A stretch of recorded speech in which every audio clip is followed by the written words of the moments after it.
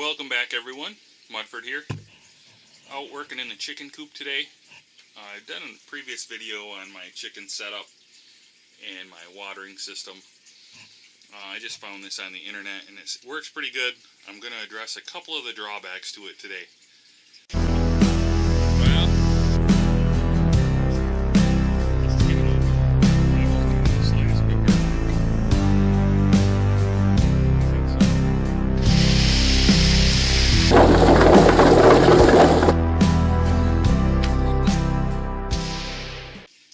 The number one drawback is chickens are dirty. Chicken coops are always dirty, dusty places.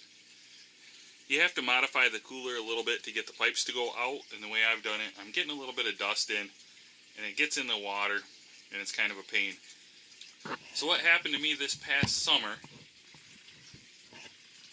was some of that dust and crud had built up in the nipples, and the chickens couldn't get any water. They were stuck and they wouldn't work. So we took them out and cleaned them, put them back together, and they're fine now. But the only thing is, the dirt just wants to keep building, and it gets in the water a little bit, and the water keeps circulating it around. So what we're doing to alleviate that is we're going to put an inline filter in right here. It's more of a strainer, just to try to collect all the dirt there before it gets down and plugs the nipples off. So that's one problem we're going to take care of. The other problem that we've had is when it gets really cold out, I have a heater in the water. I'll show you that.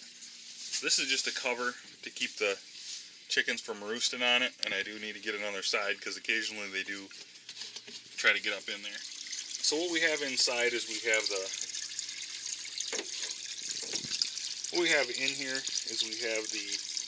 fountain type pump that you can get from Lowe's or Home Depot or any kind of nursery type store. People that have the little flowing fountain things in their yard, the small bird bath type things that have water. That's what this is for. What that does is it pulls the water out, sends it through, and it keeps that 1.5 inch pipe full, and then it recirculates it back and dumps it back into the tank. And then I also have a heater in there because it gets pretty cold here in Michigan, and the water will freeze up. Even circulating, it'll freeze up. That's got a thermostat in it. Works pretty good. So the only problem with that is this water will be alright. It won't freeze. It won't freeze in the pipe, but it'll freeze right here. It'll freeze right in here, the little tiny bit that's trapped, and then they can't get any drinks. So we don't want that to happen. In the past I've had a heat lamp here, and I've been able to keep 3 of them from freezing when it gets cold, but then you got just an extra pain. You got to worry about them knocking the light down and all that. So what I've done, hopefully to alleviate the problem, is I've got some pipe wrap. I'm hoping I can get this around it, and it'll insulate it just enough to keep it from freezing in there. That's my goal anyway. So I'm going to go ahead and get started on that. And I have to find the filter. I ordered it from Amazon. It was just for a 1/2 inch ID tubing.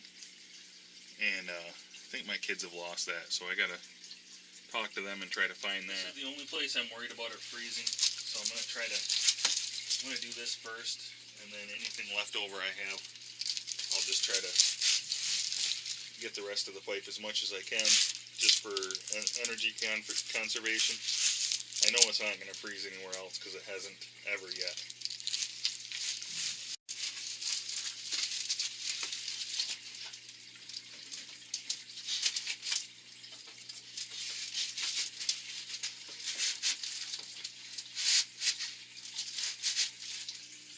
Just going to measure it out and cut it right there. We're going to call that good enough for now.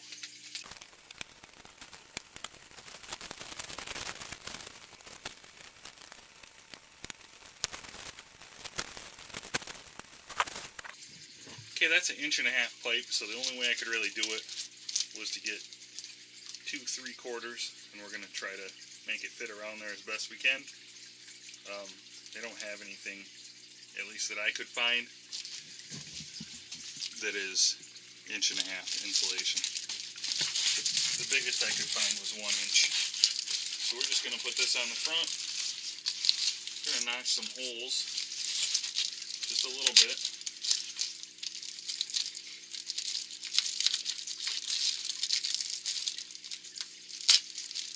So that it'll fit right around those.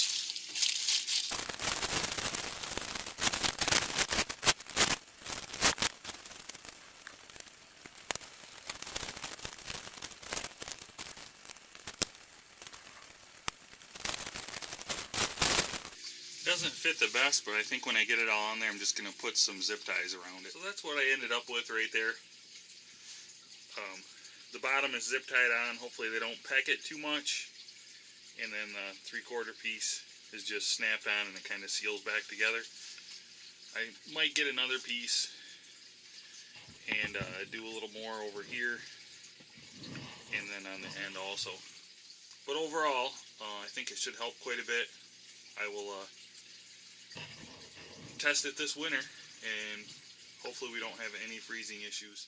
Now that I have the insulation on the pipe, or most of it, I'm going to go ahead and install the inline filter that I got from Amazon. The reason why I got this from Amazon is because I was not finding a 1/2 inch ID filter, inline filter. So I did find it on Amazon and ordered it, and what's nice about this is I can pull it out, I can clean the screen out, and then put it back together when it gets dirty. So I'm going to go ahead and shut the water off now, and cut into this, and clamp it and put it on.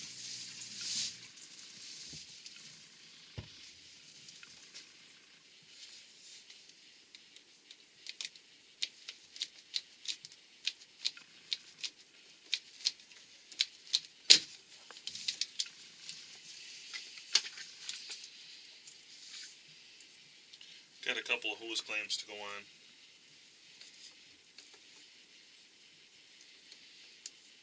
Make sure we have it the right direction. There is an arrow on it.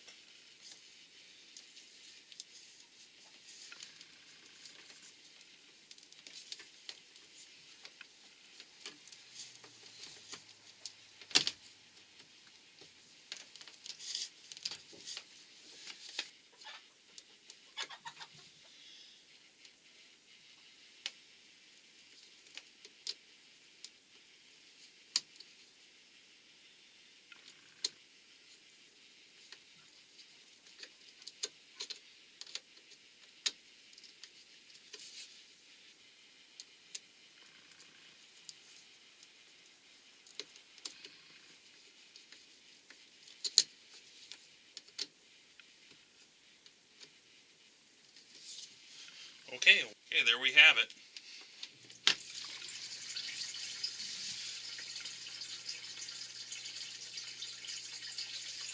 Now when we come in, we can take a look at the screen. These two changes will keep our watering system working smooth. Right now it's a fairly low maintenance system, and I like to keep it that way, so I can put water in and it'll last around a week. So I like it way better than the waters that you have to fill up every day or every other day.